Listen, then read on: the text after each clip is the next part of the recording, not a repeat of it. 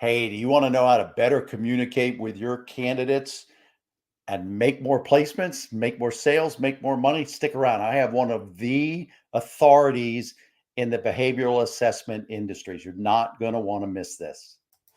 This is the Franchise Pitfalls and Profit Show. Each week, we bring you the challenges and triumphs of being in the franchise development and consulting business. The things you need to make money faster. And now your host, one of the most successful franchise developers in North America, Don Shin. Hey, welcome everybody. I have Dr. Tony Allessandra. He is a great friend of almost 25 years. We've known each other professionally and now personally for that many years. Before we get started, Tony, let me just share with everybody a little bit of your background. You're the founder and the chairman of Assessments 24x7 or 24/7 LLC. You have written, this just floors me. I didn't even know this. You have written 32 different books. The one I'm most familiar with, The Platinum Rule, Collaborative Selling, just to mention a couple of things. You are regularly featured in tons of audio and video programs, films. We were joking about being on podcasts. You've forgotten more podcasts that you've been on than I've actually done. You are part of the or nominated and won the National Speakers Association Speaker Hall of Fame. I only know one other person that I've ever met. One of my mentors, Charlie Tremendous Jones, that I know is in the Hall of Fame. Top 50 sales and marketing influencers, #1 world's top communication guru. Tony, thanks. I am just so appreciative of your being on the episode with me today. It's my honor, Don. Thank you. You bet. And I said the other things I'm going to just share, never just dive in, but I was sharing off camera with Tony, just my appreciation. Tony and I, as I said, 25 years. But the thing I always remember about Dr. Tony is how much of a giver he's been. I would see him. I know how much he's poured into me over the years through our professional associations. And my audience, I just want to tell you, you are going to be blown away with what Tony's going to share today. So Tony, thanks for being such a giver. I appreciate it. My pleasure. You bet. Well, I always start with folks that have, obviously you're the founder and chairman. So I always ask folks to start off just briefly because we're helping people. You know, our audience is people buying businesses. A lot of my audience are professionals who are helping people into business for themselves through franchising. So you are a business owner. And thinking back when you got started, I just always love to hear people's stories and was it what you thought it was going to be? And just some of the ups and the downs, because our audience just are on the buying side and the selling side, and they love to hear people's stories. So if you could just give us a little bit of an explanation of how you got started and how that experience has been, some of the ups and some of the downs. Yeah, so I went to college back in 1965. Wow. And worked my way through college. My parents only had enough money for the first year. And then for the next 3 years, I was actually a door-to-door salesperson selling cookware, pots and pans, door-to-door. Wow. In the summers of 66, 67, and 68. It's ironic. The name of the cookware was Salad Master. And one of the top salespeople in the country at the time, who was not a speaker at the time, but a salesperson of Salad Master cookware in Texas, was Zig Ziglar. Oh, my God. Is that amazing? But so I realized early on that I had some good ability in terms of selling. After I graduated from Notre Dame, I got my master's degree in MBA, all in marketing, and eventually became a college prof. Taught a couple of years at Susquehanna University, a year at Cal State Fullerton, went over to Georgia State University to get my PhD, but they also gave me a teaching position. So I was teaching sales while I was getting a PhD in marketing. And the reason I picked Georgia State University in Atlanta was the person who agreed to be my doctoral chairman was a guy named Dr. David Schwartz. And Dr. David Schwartz was the author of the multi-million best-selling book called The Magic of Thinking Big, which is something I read when I was a teenager and had a big impact on my life.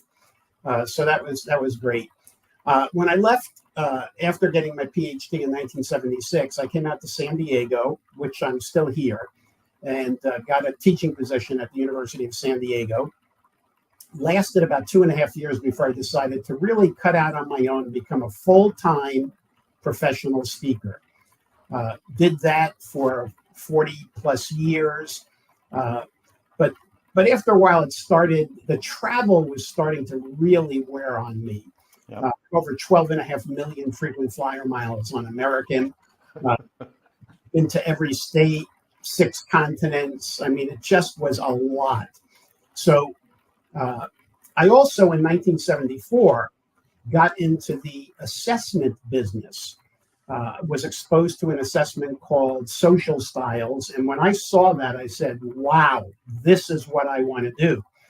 And, so I focused on that. I created a paper-based assessment to measure somebody's social style. I called it behavioral style or platinum rule style. And it was paper-based until 1996 when I put the actual assessment online, let people take it for free. Approximately 10,000 people a month were taking it for free. It won a whole bunch of awards. Wow. And Don, it took me 4 years for that blinding flash of obvious. You know what? This could and should be a business. So at the end of 99, the beginning of 2000, I found a young kid. I think he was 22 or 23 at the time. His name, Brandon Parker. And he agreed that he would program the dashboard for my assessment. He did a great job. We lucked out. Our first customer was Ken Blanchard. So that gave us some nice visibility and credibility in the marketplace. And we started growing from there. And as the assessment business grew, I started cutting back in my live speaking. Little by little, I gave more and more responsibility to Brandon Parker. And as the years went on, we started hiring more people, and Brandon was taking on more and more managerial responsibility, not just programming. We hired programmers. Here we are today, and Brandon is now the CEO of the company. Wow. Runs the entire thing. And we're doing great. Now, I will tell you this, Don, being that you were associated with Action Coach, right? Yep. In April of 2022, I gave a speech at what they call the Action Coach BizX conference in Las Vegas, 500 plus people, 90-minute talk. I was really sick at the time, very, very congested. I had just come back from London. I did not have COVID. And I gave that talk and got a standing ovation. I took the microphone, dropped it, and said, that is my last speech, because I wanted to go out on top. I didn't want to, prolong the stay where people eventually would say, I remember Dr. Tony when he was really good. Yeah. I wanted to quit on top, just like Sandy Koufax, the pitcher for the LA Dodgers. He quit when he was young, right on top. So, and over the years, just building this business. Here we are today. We're getting ready to buy our third assessment business. So we're buying other businesses. That's part of how we're growing through mergers and acquisitions. A lot of internal growth. We have some great customers like Tony Robbins, Grant Cardone, Brian Tracy, Dale Carnegie organization. I can go on and on. We have thousands of customers. But our big product, Don, and this is probably where we're leading to, is the DISC assessment, D-I-S-C. For those who are not totally familiar with that, even though it's probably arguably the most widely used assessment in the world. So DISC, D-I-S-C, stands for dominance, influence, steadiness, and conscientiousness. That's the DISC. And it all refers to how a person behaves, how they come across, how they do what they do. Uh, we focus heavily on DISC. We have a lot of tools related to DISC. And, specifically for what you were mentioning, Don, in the franchise business, there's so many uses for assessments in general, but let's just talk about the DISC assessment because it is so widely used and so amazing. People take this DISC assessment, and in 15 minutes, max 15 minutes, it takes you to answer all the questions, and you get this report back.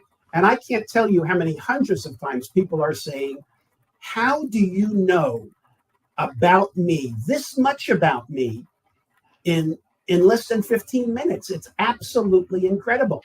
We used to, we used to, I used to get people, because you're right, I've used it in franchise recruitment and assessing people and evaluating people. And I used to have people go, what, are you following me around? What, did you have somebody follow me around? And I love how you say, it took you 4 years to figure out this was a business.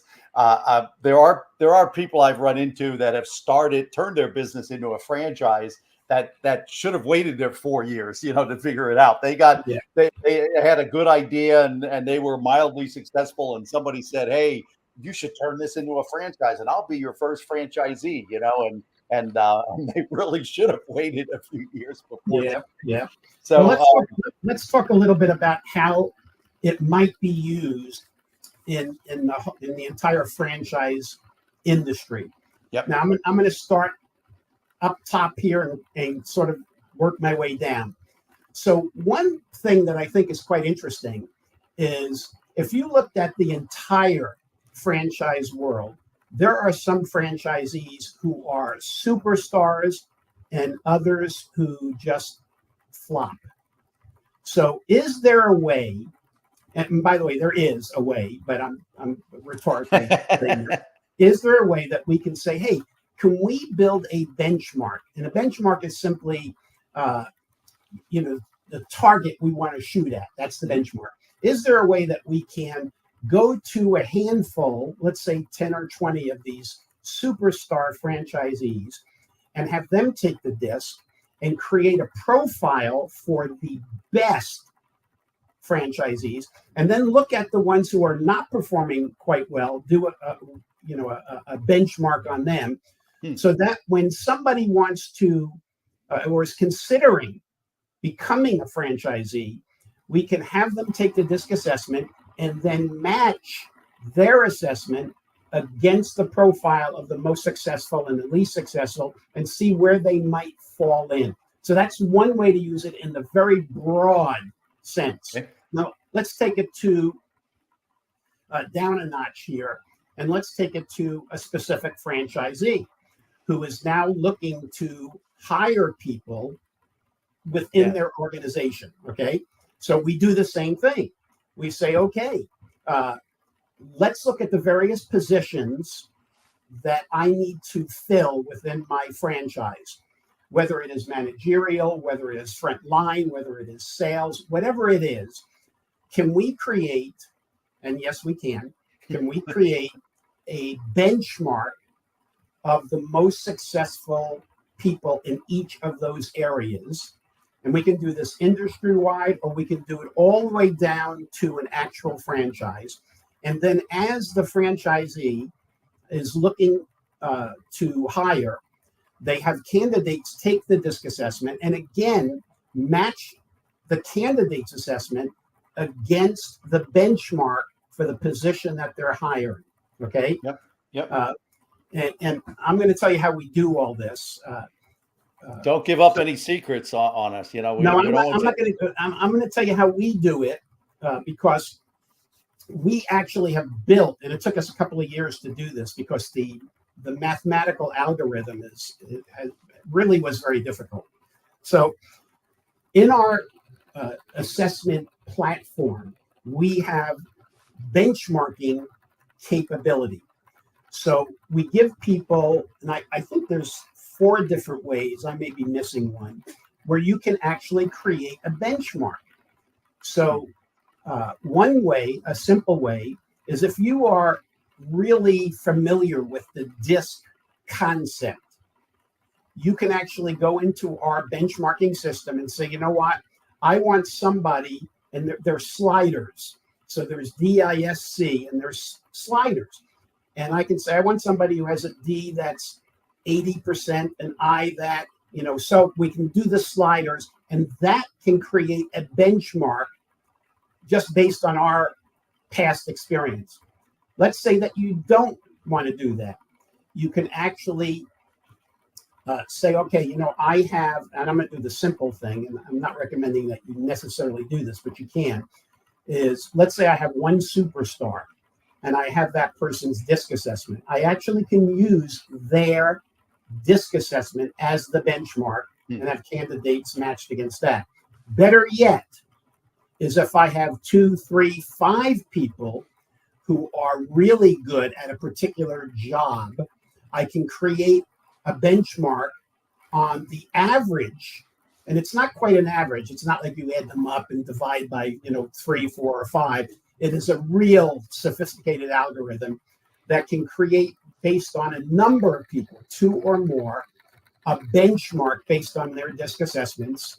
Am I getting too deep in the weeds here, Don? No. We're good. I have some questions, but go ahead and finish your thought, and let me pop some questions at you. So we can create this composite benchmark, and again, measure the candidates against that composite. So that's the third way. First way, you have the slider. Second way, I have only one person. The third way, I'm going to create a benchmark based on a group of 2 or more people. The fourth way is we actually have a job assessment, and it's the same format as the DISC questionnaire, but it asks, how do I want the person to behave in this job? And so there's 4 questions. You pick the most and least of how I want this person to behave, and that creates a benchmark based on the job responsibility. So it's really great, and we're constantly updating this and tweaking. So I believe the last I saw, it actually, when you measure a candidate's DISC against the benchmark, it actually gives you a percentage match. Okay. Yeah. And so it also allows you to say, let's say that I have benchmarks for 5 or 6 or even 10 different job responsibilities. You have the ability to measure a candidate against one or more of those benchmarks, because we may be looking for a candidate, let's say for a sales or a management or an administrative job responsibility, and they don't score that high on that. But as you're looking across the various benchmarks, they score very high in another area. And if I like the candidate, let's say that I've interviewed the candidate, I like the candidate, but they don't fit a particular benchmark, would I consider hiring that person for another job responsibility where they scored very, very high? So let's stop there, Don. Those are the various ways that we can use it in a selection area.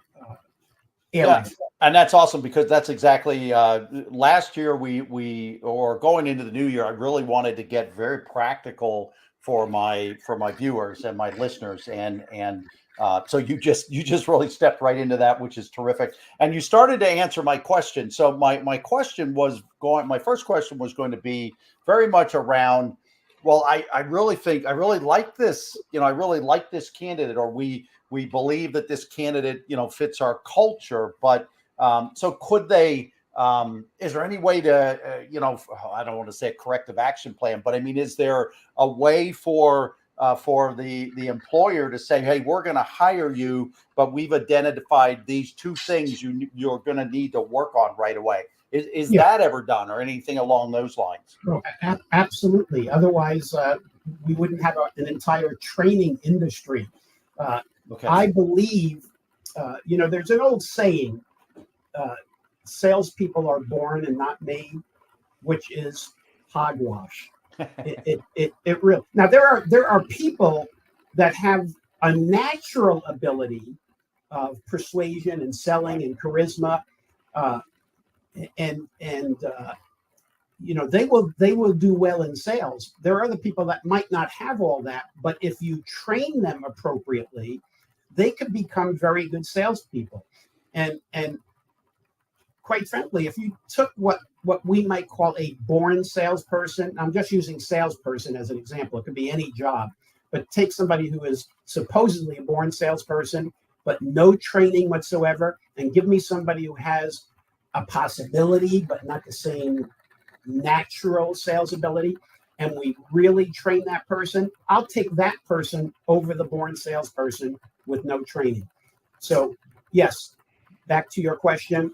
So if we really like somebody, if we feel that they would fit into the culture, great personality, good background, but their disc did not totally match the benchmark, can I in fact train them up? And the answer is yes. Awesome. The other thing that's coming to mind, I always felt that a lot of times we would see the best, again, staying on sales, but we would see the best salesperson promoted into management, and they're often, what it takes to be the best salesman or woman is not what it takes to be the best sales leader or sales executive. My thinking out of the box a little bit is we could use the disc again and assess them before we promote them. Would that make sense? More than makes sense. It's absolutely the way to do it. I would actually look at all my salespeople, assuming they all have a disc assessment, and match it against the managerial benchmark and see which one scores the best. But I will tell you, in all my years of sales and sales training, more often than not, taking the best superstar salesperson and putting them into a managerial role is a mistake. Yeah. It's a mistake. Yeah. So yeah. That's interesting. My audience are solopreneurs, they're working out of their home, they're franchise brokers or consultants. They might deal with 100 people over the course of a year and hopefully place, half a dozen of them. I've got emerging brands. Some of our viewers are emerging brands, so they maybe haven't even sold a franchise yet. And then we also have, franchise concepts that have hundreds of franchise units. Do you see any place in there where someone should not be using a disc, or it's not as valuable, or the emerging brand or the broker consultant who's going to maybe make, like I said, maybe make 5 sales a year? I mean, is it still valuable? You still feel it's valuable there? I do. I absolutely do. We deal with small all the way up to very, very, large companies like, an Amazon.com, et cetera. And then, small little coaching organizations like with Action Coach that might, have 2 or 3 employees. I find that the disc assessment, I don't care how big you are, how many people you might be dealing with within a year, it's something that should be used. First of all, you take it yourself, so you know how you're coming across the people, and use it in the selection process. That's one way. Let me just also say, as a caveat, and that is, do not use what I've been talking about, the candidate matched against the benchmark, as the sole decision to hire or not hire somebody. It is simply one more piece of the puzzle that goes along with an interview, a resume, education, past references. So it's one piece of the puzzle. That's it. So there are many other uses other than what we've been talking about. There's personal development. There's team building. I was gonna, and you're hitting on. I was gonna just transition to there too, and I'm glad you said about don't use it as the absolute, because I actually lost a placement years ago as a broker where the franchisor said, "Wow, they don't match up against our benchmark," and I'm telling them, guys, that's you can't do it this way. And yet they did. But you started to hit on different ways to use the disc. The one, again, most of our audience are in the development, in the sales, in the recruiting side of franchising. I always thought it was amazing because I went through a piece of your training that was I don't remember the name of it, Tony, but it was about how to sell better, how to communicate better with your prospects. So it wasn't just about using their assessment to place them in the right franchise or to be sure they were right for my franchise, but it was how to communicate with them through the sales process. Could you expand on that a little bit? Because I think that'll be really valuable. Yeah. So the program probably was one that I called "How to Adjust Your Selling Style to Fit the Customer's Buying Style." So, we don't go into a possible sale and say, you know what, Tom, before we sit down and talk about, you got to take this assessment so I know what your style is.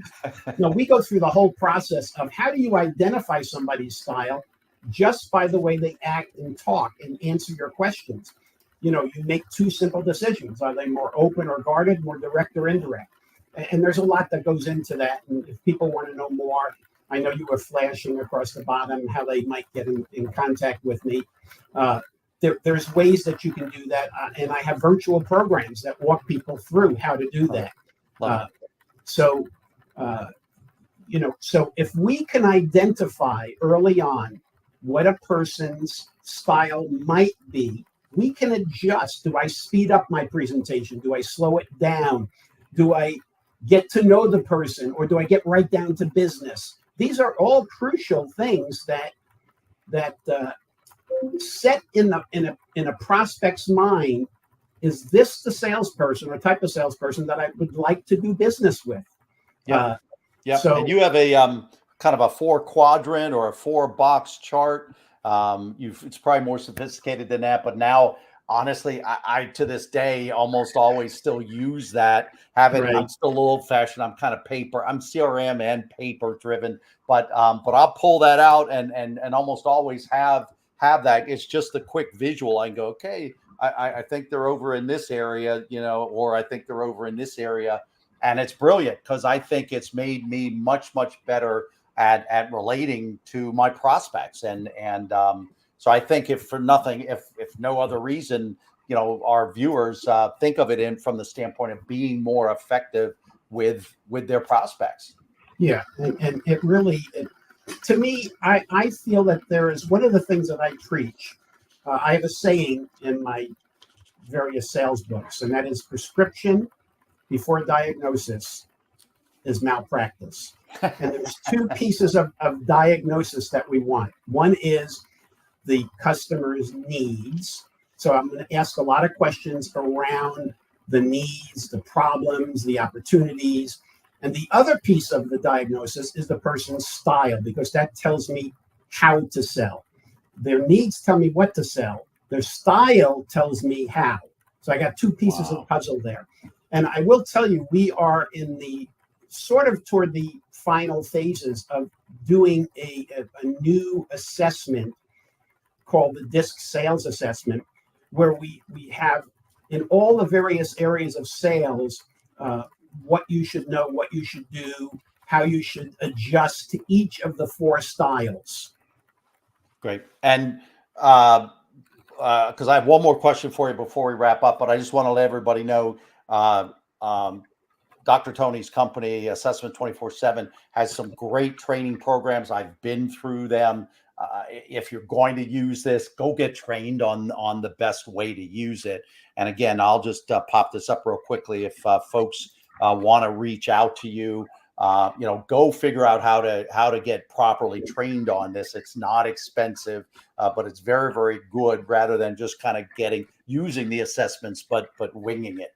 So, all right, Tony, this has been fantastic. As I had said to you before we jumped on, that I transitioned into the new year with wanting to bring people in that could give my audience real practical, usable knowledge. You've done that extremely well. I really, really appreciate that, and that's why my show is called Franchise Profits and Pitfalls and Profits. And so an interview like this one will help people increase their profits by understanding how to use assessments more successfully. So in closing, the last question I always ask everybody is there anything else, anything I haven't asked or anything you think that our audience should know or should hear that we haven't even touched on it yet? Last thoughts for the audience. Boy, I think we've really covered quite a bit. I think it's important that people take the DISC assessment and see what it uncovers and the pour of it. Our reports are typically two parts. One part is, this is your style and this is how you behave. But the second part teaches you how to use the DISC assessment with others. And we call that adaptability. How can I change my style or adapt my style depending on the situation or the person that we're dealing with? So it's a great teaching tool as well as an informational tool. That's great. Yeah, I remember in the last story I'll tell is I remember before I knew about DISC and some of the other assessments in my corporate life, I'll never forget I had interviewed this lady to be at that time a secretary for me and just hit it off. It was really, really great. And then she told me years later that the first 2 weeks that she worked for me, she went home every night and cried and wished she had never taken the position. And I'm a screaming high D on the DISC in my natural well, and both of them actually, but my more natural is I'm actually a higher I than a D. But when I get down to business and I'm under stress, I fall into my high D and nothing else. And so to me, that was always my classic example of knowing myself. So now when I hire people, literally, I tell them there's going to be times where I'm going to have to come back and apologize to you, and I will. But my D is just gonna, I'm just gonna be a bull in a china shop. So, and I thank Dr. Tony for that awareness. I really appreciate it. All right, we are done, Dr. Tony. I appreciate you, and thanks so much for for pouring into everybody today. My pleasure, Don. Thank you. You bet.